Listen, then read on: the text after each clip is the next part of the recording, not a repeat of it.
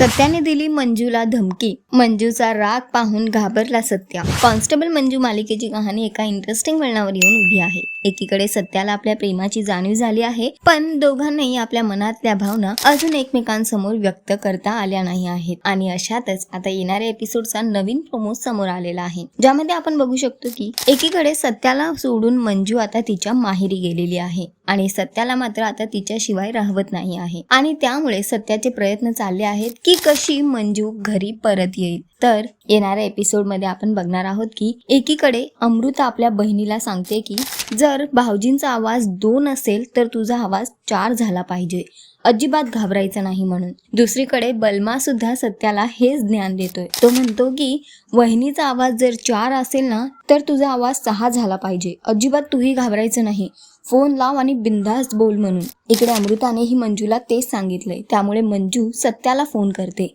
आणि त्यानंतर दोघांमध्ये खूपच गोड वाद आपल्याला बघायला मिळतो। एकीकडे बहिणीने सांगितल्याप्रमाणे मंजू सत्याला जाब विचारते आणि त्याला म्हणते तू मला धमकी दिलीच कशी। त्यावर सत्या म्हणतो तू उद्याच्या उद्या घरी निघून ये। त्यावर मंजू म्हणते की नाही येत। सत्या म्हणतो नाही येत ना तर बघ म्हणून। तेव्हा मंजू म्हणते तर बघ म्हणजे काय करणार आहेस तू।